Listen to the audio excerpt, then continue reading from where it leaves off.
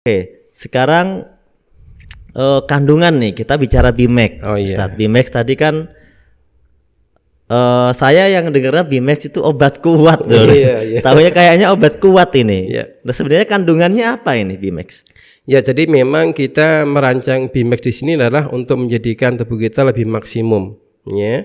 Nah, kandungan daripada ini kita merujuk pada kebutuhan organ tadi, bahwasanya di dalam Bimax di sini, ya, ini ada kandungan yang kita tambahkan untuk herba panas aromatik, yaitu adalah Welcome to Best Podcast, Go Berkah No Riba. Kemudian sakit ini kan macam-macam ya, kayak ada yang sakit jantung, paru-paru, macam-macam lah organ-organ. Sebenarnya cara mengetahui kelemahan organ gimana, Ustadz? Nah, di tim kesehatan Bimax di sini kita memberikan sebuah edukasi bahwasanya tubuh kita ini secara garis besar dibagi menjadi 4 kelompok organ.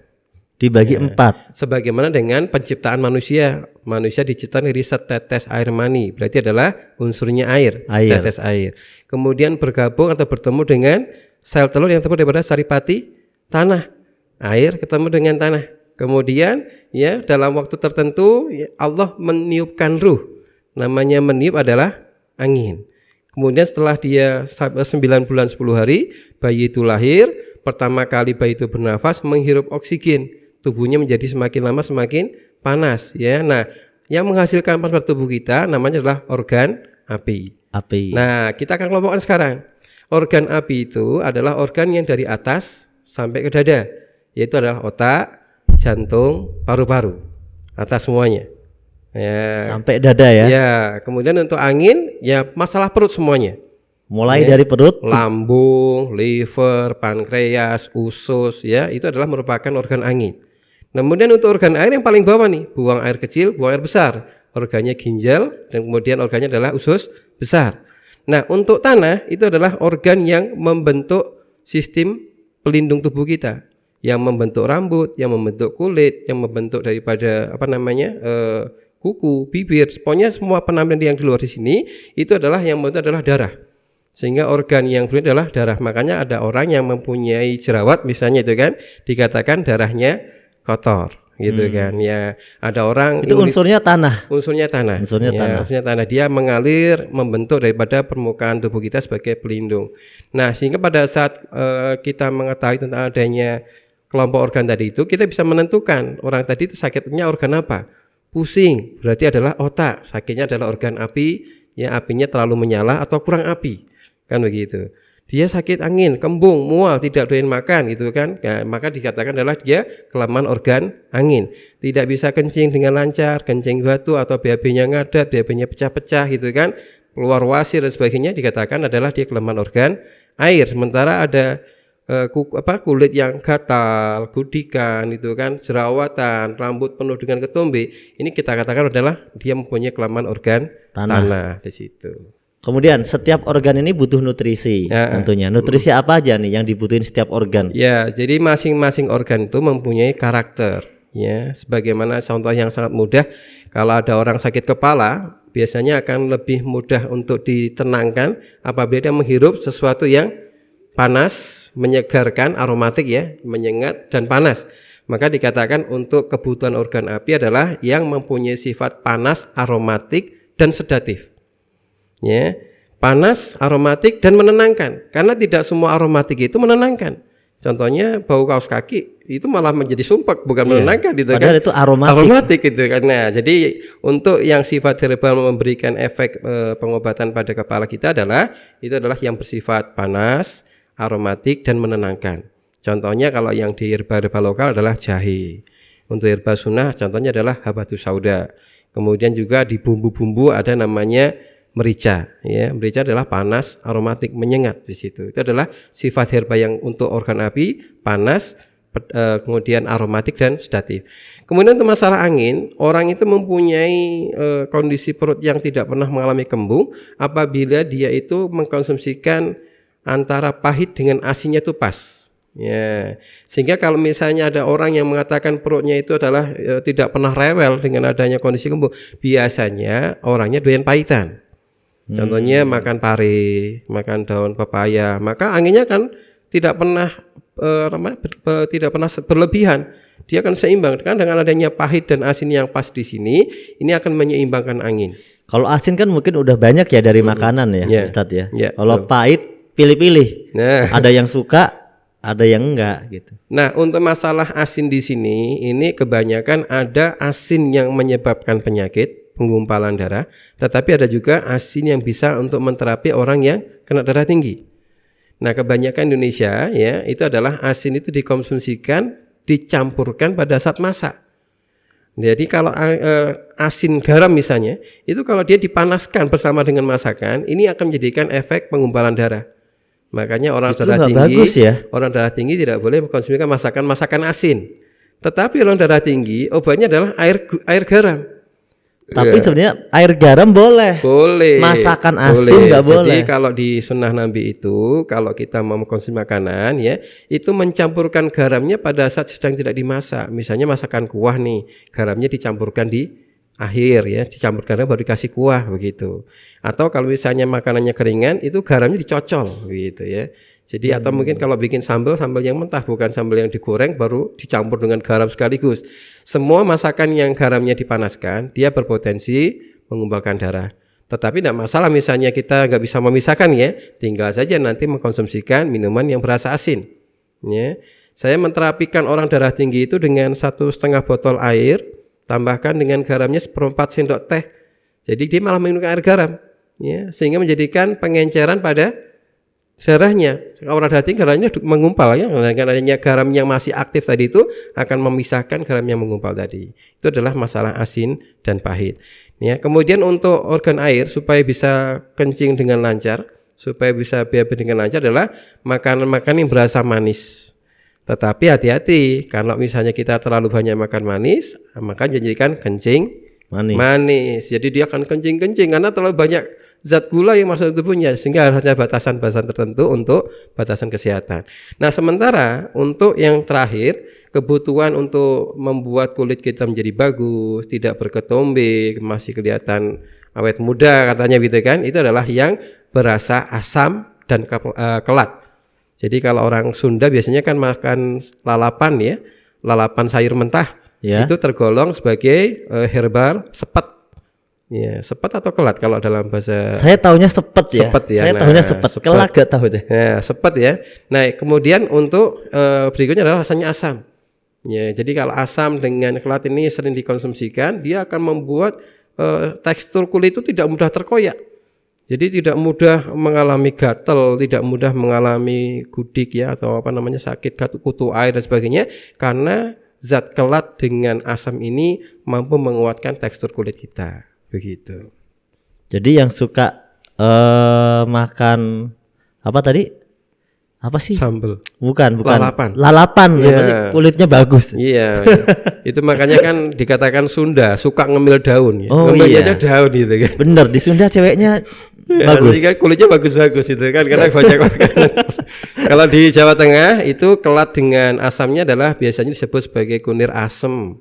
Iya, kunir itu adalah kelat ditambah dengan asam diminumkan, maka kulitnya akan bagus-bagus, tidak mudah terkoyak, tidak mudah yang mengalami bersisik gitu kan, bersisik dan sebagainya karena kelat dan asam tadi. Iya.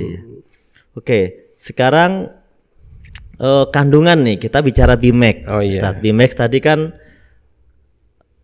saya yang dengarnya Bimex itu obat kuat dulu. Iya. Tahunya kayaknya obat kuat ini. Iya. Nah, sebenarnya kandungannya apa ini Bimex? Ya, jadi memang kita merancang Bimex di sini adalah untuk menjadikan tubuh kita lebih maksimum, ya. Nah, kandungan daripada ini kita merujuk pada kebutuhan organ tadi, bahwasanya di dalam Bimex di sini, ya, ini ada kandungan yang kita tambahkan untuk herba panas aromatik, yaitu adalah herbal cabai puyang atau cabai Jawa, ya. Kemudian di situ ada tambahan juga merica.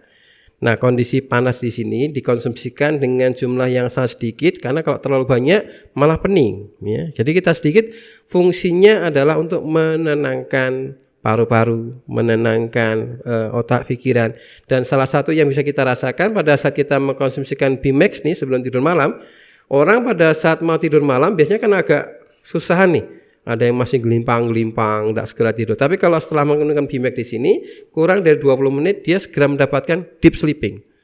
Tidur yang tidak sampai mendengarkan kata-kata orang masih ngomong, tidak begitu minum BMAX, letakkan di bantal, kemudian lepas ya, jadi terhadap deep sleeping. Itu adalah efek daripada merica dan cabai Jawa. Wah, yang suka insomnia ini. Ya, betul ya. Insomnia di sini ini dikatakan tadi, orang yang menjadikan saya adalah karena orang tidurnya tidak optimal. Dengan BMAX di sini mungkin dia hanya bisa tidurnya jam 12 sampai jam 2 jam saja, tetapi dengan mengkonsumsi BMAX 2 jam tadi itu serasa seperti 4-6 jam tidur. Nah, ini adalah manfaat daripada merica dan cabai Jawa. Kemudian untuk masalah pencernaan, kita tambahkan herba asin, yaitu adalah hewan laut gamat emas. Ya, gamat emas. Dia murni hewan laut ya yang berasa asin, maka dia akan segera untuk menghilangkan rasa kembung, ya, segera menghadirkan nafsu makan, ya. Yang dikatakan tadi orang sehat adalah orang yang bisa mendapatkan nafsu makan. Kemudian gamat emas ini secara penelitian mempunyai growth factor. Jadi kalau ada luka-luka dalam, dia akan segera menyembuhkan dengan cepat. Salah satunya adalah contohnya mah itu dinding lambungnya terluka, dengan konsumsi di sini insya Allah akan cepat sembuh daripada mengkonsumsikan BMAX. Kemudian untuk masalah air, kita tambahkan purwaceng. Purwaceng ini terkenal sebagai herbal yang untuk kuat-kuat begitu ya. Stamina bapak-bapak. Nah ya, sebenarnya kalau dari segi ininya tidak untuk ini ya, cuma hanya masalah opini saja.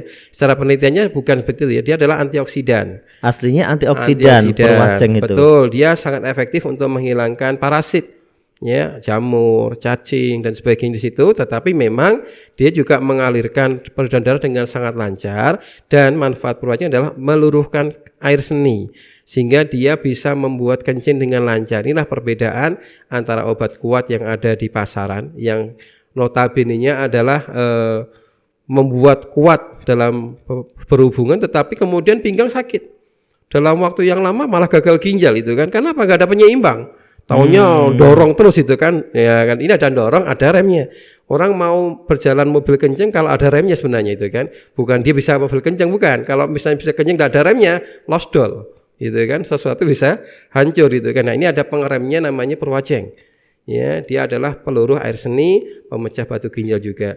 Kemudian adalah untuk penguatan sistem imunitas, yang tadi adalah masalah kulit dan sebagainya, kita tambahkan herbal kelat. Sepetnya tidak dari sayuran, tetapi kita menggunakan akar pohon khas Indonesia namanya pasak bumi. Ya, pasak bumi di situ. Ramuan pasak bumi. Betul. Ya, jadi dia menjadikan kuatnya adalah kuat dari segi sistem imunitas. Cara kerja BMAX itu seperti apa, Pak? Apakah ini secara alami? Ya, kalau untuk BMAX di sini cara kerjanya secara alami berdasarkan urut-urutan proses. Ya, maka untuk disarankan mengkonsumsikan BMAX di sini, saran utama minumkan BMAX adalah sebelum tidur malam. Sebelum tidur malam. Sehingga kalau meletakkan BMAX jangan di meja makan, karena tidak diminumkan sebelum makan, tapi diletakkan di pinggir bantal kita, supaya mau tidur kelihatan ada BMAX. Gitu. Biar nggak lupa. Ya? Atau mungkin di bawah bantal pas tidur ada yang ganjelin gitu kan, wah belum minum BMAX kan begitu. Kenapa? Pertama kali proses BMAX ini pada saat diminumkan di malam hari, dia akan mendapatkan fungsi R pertama, karena kita mempunyai kinerja 4R. Ada 4R kinerjanya. Nah, pada saat diminumkan mau tidur malam, dia akan mendapatkan kinerja yang pertama adalah relax. Dalam tempo dalam kurang dari 20 menit dia mendapatkan deep sleeping, tidur yang berkualitas, ya. Nah, kemudian setelah tidur berkualitas, ya, akan ada proses dalam tubuh kita waktu tidur malam, itu adalah proses regenerasi. Ya, karena regenerasi ini tidak akan bisa terjadi pada saat ada gangguan. Contoh nih, misalnya mobil mau diperbaiki, mau diganti spare part-nya. Mobilnya jalan atau berhenti kira-kira? Berhenti dulu, harus Pak. Berhenti dulu. Sambil jalan nggak bisa ya. Gitu kan. Nah, sehingga harus diberhentikan dulu, ya, maka ada proses regenerasi, ganti spare part. Jadi nunggu, makanya pas tidur gitu ya. Tidurnya yang berkualitas sampai diteriakin aja nggak bisa bangun gitu kan ya. Ini deep sleeping namanya. Nah, kemudian regenerasi terjadi. Nah, tanda-tandanya regenerasi terjadi atau berhasil itu adalah pada saat bangun tidur. Bangun tidur tidak ada leher yang kaku, tidak ada yang sakit kepala, tidak ada pundak yang pegel, sakit, pinggang sakit. Nah, kalau tidak ada keluhan-keluhan tadi berarti regenerasinya adalah berhasil. Ada orang yang tidurnya kayaknya mentok lama banget. Bangun tidur pusing, bangun tidur capek. Saya pernah tuh tidur ya. Tapi bangunnya pegel semua. Nah, itu kondisinya tidurnya tidak bisa menjadikan regenerasi sel. Posisinya ngawur soalnya. Ya, karena mungkin posisinya banyak bermimpi, gitu kan, ketemu bidadari, kemana-mana jalan, gitu kan, bangun tidur capek semua, gitu kan. Nah, ini ada proses yang adalah regenerasi. Nah, setelah regenerasi terjadi selesai, maka residu dari apa yang kita makan, ya, dari yang kita makan pagi, makan siang, makan malam, akan diakumulasi menjadi pembuangan feses dan pembuangan air seni. Maka terjadi namanya adalah rilis. Pada saat bangun tidur, kita akan bisa mendapatkan kenikmatan membuang air seni dan buang air besar yang sangat lancar. Ini ada testimoni namanya Ibu Amini, ya. Dia tinggal di Hong Kong, ya. Jadi ini sudah pernah sampai ke Hong Kong. Nah, dia dikatakan bahwasanya sebelum BAB itu dia punya masalah BAB itu keras. Mau keluar harus mohon maaf ya, harus didorong-dorong tangan supaya bisa dikeluarin karena saking mejennya begitu. Nah, setelah minum Bimax di sini ya, karena tidurnya tadi berkualitas, ada regenerasi sel yang optimal, maka keluarnya tidak perlu didorong, keluar sendiri. Wah, bisa keluar sehingga BAB-nya bisa lancar, kencangnya bisa lancar, yang batu ginjal bisa pecah. Maka fungsi ketiga adalah rilis, pembuangan sampah. Dan yang keempat ya adalah refungsi. Jadi pada saat kita sudah mengalami tidur malam yang berkualitas, malamnya regenerasi, bangun tidurnya rasa nyaman, kemudian kita bisa kencing dan BAB dengan lancar, maka kita bisa mendapatkan tubuh kita berfungsi kembali. Sehingga seolah-olah tidak pernah mengalami kerja berat kemarin, hari ini fresh lagi. Kerja berat capek, besok paginya fresh lagi. Kenapa? Refungsi. Jadi ada relax, regenerasi, rilis, dan refunction. Itu adalah cara kerja Bimax. Mantap ini Pak. Wah, pengen nyoba langsung ya. Silakan. Karena stoknya udah ada ya. Iya, kemarin kita tes pasar 5.000, 3 hari habis itu. 3 hari habis. Mau beli saya pas diomongin, waduh, udah nggak ada. Gitu kan ya. Nah, sekarang udah tersedia lagi, teman-teman nanti langsung bisa order. Cuma, ya. Kata Pak Haji Hebron tadi sudah tinggal 10.000 loh, berarti 10.000 2 hari 3 hari habis. Padahal kita belum ini ya, belum pernah kita perkenalan kan. Iya, belum ada edukasi produk juga. Kenapa laku banget ya? Masya Allah, ini kayaknya sudah punya feeling kayaknya.